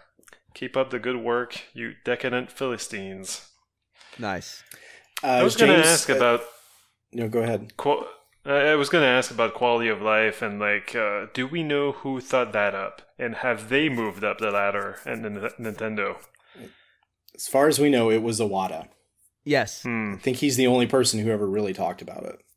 Yeah, I mean, he talked about it a lot relative to other people. He also talked about the vitality sensor. He did. I think that was him on the stage back in those days. So we also got an email from Leo who asked if the Labo Variety Pack was the quality of life, which I think at this point we just need quality of life to just be somebody come out, it's dead, and then walk off the stage so we can stop wondering about it. Well, ideas are never dead at Nintendo. I think Project Giant Robot is a great example. Exactly. But we know the Switch itself and in its current form can't be the quality of life idea that Nintendo had a few years ago, because there's no microphone in the system to listen to you sleep. That you know of. It wouldn't be very effective if you knew it was there. It does have an infrared camera, though. Yeah, it can watch you sleep in the dark, so that's almost as good. It and me. It can watch you do lots of things in the dark. Oh, John, your poor Switch. All right, so the one thing that I would say, and Nintendo may have been smart to pursue this line of business at one point, is that this is now a knife fight, because the idea of health focused devices, especially as IoT has really just exploded to the point where it's become satire. What's IoT? Internet of Things. We made a joke on this show about an internet connected diaper changing station that I saw at one point, which seems like the worst product in the world. And I was encouraged that it's a scale too, and I'm like, but I have a scale. Wait, so it weighs the baby's poop? It weighs the baby. Uploads that to the cloud so you can track your baby's weight over time? I guess. What? Yes. How is that even Oh no, God! Don't even get me started. That is just because the idea was that I can put the internet in anything now. Exactly. That really doesn't add any value. It's just like, yes, we can store this data in the cloud. We can use your Wi-Fi connection to upload stuff. Is pretty much what that's telling me. It's exactly what it's telling you. So the thing is, at some point, I think Nintendo realized that with all the major tech players, and the VC money, that's basically just like, we'll fund fucking anything. I think they may have just said, you know what, this isn't a fight we want to have. Let's focus on something else.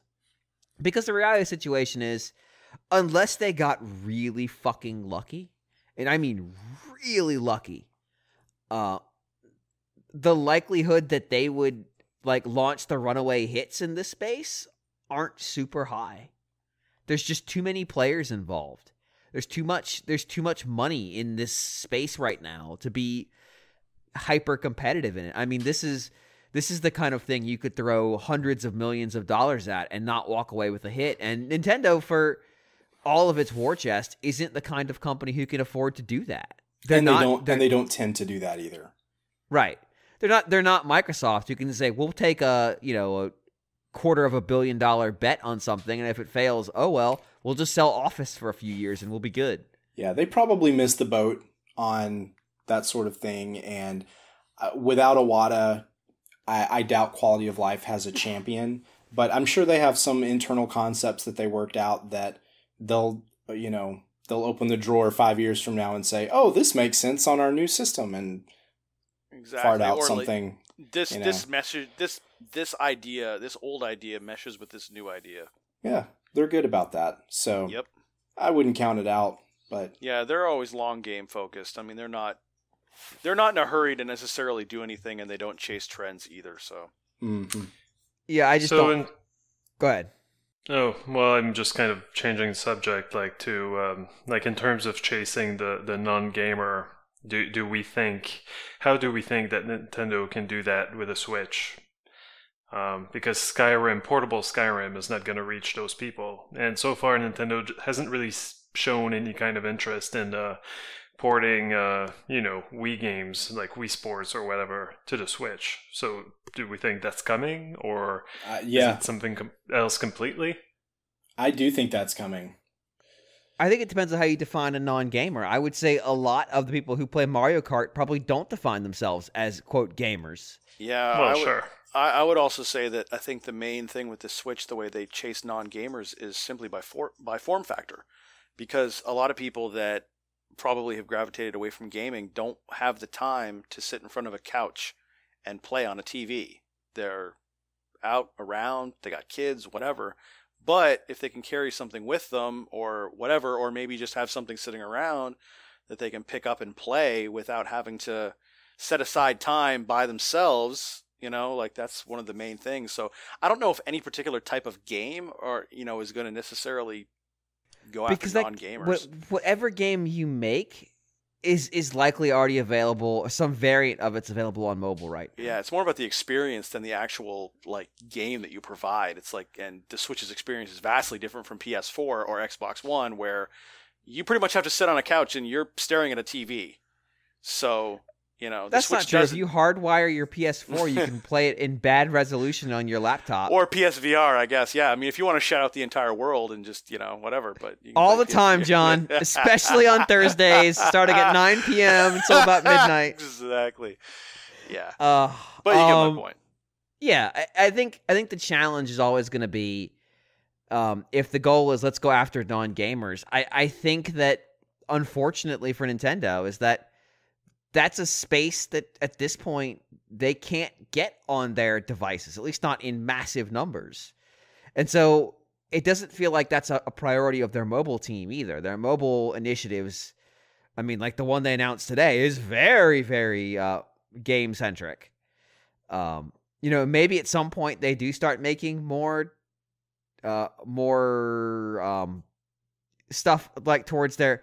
What did they call the Brain series? What did they call those games? Touch Generation. Touch Generation, yeah. The problem is, I don't think you could produce a Touch Generation game now, just because everything is Touch Generation. Pretty much, those games exist a million clones of every touch generation game exist on the Apple iTunes store. Like, they just are. And so I don't know what you can do if you're them at this point. I think you just keep making games that have broad appeal, and you get people who don't call themselves gamers, but no, you're probably not going to get into the retirement center again. That was probably a one-time deal. But that's okay. Like, you can still be massively successful and tremendously profitable going after the fringe of what people would consider gaming, rather than just right down the middle core gaming audience. I think there's a lot Nintendo could do with the multiplayer aspect of Switch. The built-in 2-player mode is... I don't find that their first-party lineup takes advantage of it very well. You know, Mario Kart might be the best, but that game is a little hard to play split screen on a Switch, which is kind of what you're asking people to do.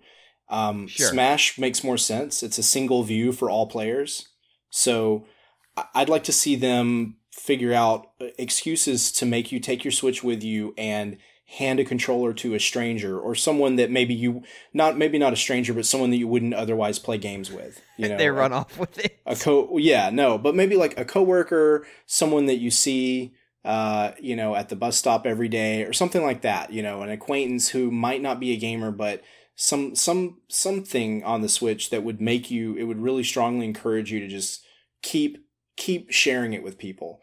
That seems like a good way to go. That it perfectly fits the form factor. You know, it perfectly shows people what the appeal of the system is. And I think they'll continue to refine the hardware itself. They'll make it, you know, a little tougher maybe. I could definitely see a smaller version of the Switch. I could see a sleeker version that, you know, people would feel more comfortable throwing in a bag. Something like that. Yeah, it's close. Like, it's just a bit too big right now. One thing I've done occasionally is just take the Joy-Cons off and put the tablet part in one pocket and the Joy-Cons in another pocket. You know, that can be, and you know, that can work well in a laptop bag too, depending on it, as like a secondary thing to just put in a flap. You can make it work, but it's not something you would very casually just lug around with you all the time. Yeah, I found that when I was traveling, it wasn't a problem. Like, it fit in my laptop bag without influencing the laptop, and I have a little case for it. But for just general day-to-day travel, it's kind of wonky to carry around. But the Switch is kind of perfect, like, to throw in a purse though, or maybe if it was slightly smaller.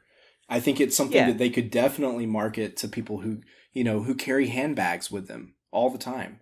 If I have my messenger bag, it's not a problem.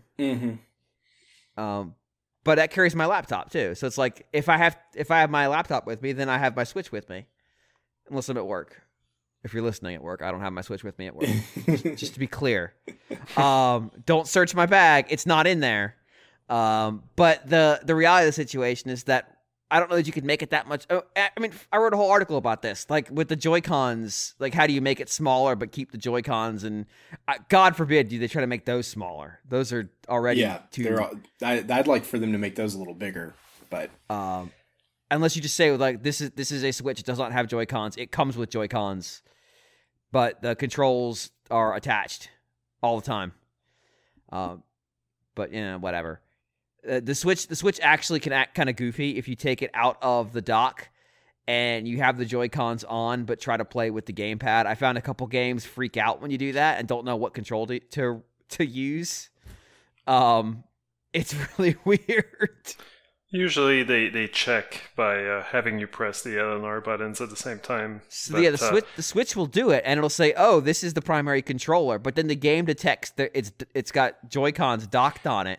And goes, you want me to use these, right? I've had some weird instances where I tried to change the controllers I was using through like the system menu, you know, and controllers, and then like connect new controllers, but then I had been using something else while docked, and it freaks out. Yeah. So the one thing that I did want to touch on, because I kind of mentioned it as a joke, but now I'm not so sure. Like Leo's question that. The idea of something like the Labo Variety Pack being the quote non-wearable, that And I don't think that was what Nintendo was ever hinting about, but I could kind of see it as like it's quality of life in that it's an education toy. And so if this is kind of where they were, if this is one of, I mean, that was one of the things that they mentioned, like it's something that's educational, something that helps you sleep better. They felt like, it always felt like when they talked about quality of life that they didn't necessarily have a lot going yet, because they always talked in these sort of like vague generalities of a startup just looking for money. Like it was like, it's unfortunate please too. Because, partner with us. Yeah. Well, like if you think about it, Nintendo was already in the business of quality of life stuff. They put out a game about walking. They put out Wii Fit, a game about weighing yourself and doing yoga. And they had lots of stuff. There was a game where Flash Focus where you trained your eyesight to be better. There's brain training. I mean, this is not a new concept, and it was never clear what quality of life, how it would be different than that whole initiative, other than maybe it seemed like the next stage in it. And they've since given it up, and Nintendo doesn't really make that kind of software anymore. Labo is the closest thing, and maybe it's the beginning of a return to that sort of stuff, which I'm totally cool with. I like all of those games. As long as they don't replace the other stuff Nintendo does, then I say bring it on. I think ultimately it comes down to the reason they never really offered much clarity on that point is they probably didn't have it. Remember when they made these announcements, we were in the Wii U dark ages. They were probably trying to assuage investors that no, it's not the end of the road. Like we've got other things coming. Yeah. We have other things in the hopper, right? Yep. Yeah, I mean, this is around the time we had the mobile game this is the day the music died episode. Like these are the times we're talking about here. This is them announcing a console as just 2 letters like 3 years before they're willing to show the damn thing. This is the dark times. And it may be that as Switch started to develop and they started to feel more confident about what it was becoming, they realized that no, we're going to be okay. This thing's going to do it for us. We don't have to pursue this other stuff with the same kind of verve as we were kind of selling we were getting ready to. It's entirely possible this thing was just like, well, we're going to pursue it as part of a diversification strategy so our investors don't fucking panic. Which they did anyway, by the way. Because investors are good at that. They're really good at panicking. They panicked because sales were bad and quality of life was nothing. Right. That's why they panicked. I would have panicked too if I was an investor at that time. Oh yeah, but investors will panic if sales are good. Yeah, I think we're back to the area where things are going really well, and so Nintendo, they don't really feel like they need to tell us a whole lot about what they've got in the works. Right. Which is, in some ways, is more fun as a fan, to go into something like E3 where they're going to have games. Other than that, I don't have a lot of expectations, and I'm okay because I know things are going to be fine. 2. Right. I'm not worried about the viability of Nintendo as a company or the Switch as a platform. So things are okay. They're going to make more cool games, and I can't wait to see what they are. Yeah, I mean, X got announced 3 years before it came out. 2 got announced 6 months. Like that's the psychological difference of where the company was at that moment. Like for sure, they knew Switch was going to be successful because how they queued up their games. They knew at the very minimum they were going to be okay for this year. Whereas with the Wii U, they very soon after it launched, you could tell they did not have that certainty. The fear was real, and they reacted accordingly. Now, the idea though that Labo as like an educational toy may have been something that they were thinking about at the time would be a little tough sell unless it was post Switch's conceptualization, because it's so hinged on what the Switch is. Mm-hmm. But the idea that they may have been like trying to think about, okay, what can we do to go after the so-called creator generation? What can we do that is engaging and lets people learn and grow? And what can we do to get after that lucrative edutainment technology market? I could totally see that there was a team spun up doing that at some point, and that some of those ideas fed into this thing. For sure. But I mean, it also leverages something that Nintendo's been messing with for the past several years, which is, like game creation tools and right. tinkering things. Like go back to the WarioWare DIY. I see a lot of that interface, in the editor in what Labo does, and Mario Maker too. So even Smash Brothers had some fun tools like that. So I think that will continue. be nice to see Labo sort of embrace some kind of sharing portal for mods and videos of people's mods, something, even if it was curated by Nintendo. It'd be nice to see that stuff within the games so that, you can be inspired and then you're right there and you can get going on it. But I mean, ultimately, it seems like Twitter's been doing that for them. Yeah, like I guess it's my feed was pretty blown up on Saturday, pretty much throughout the day.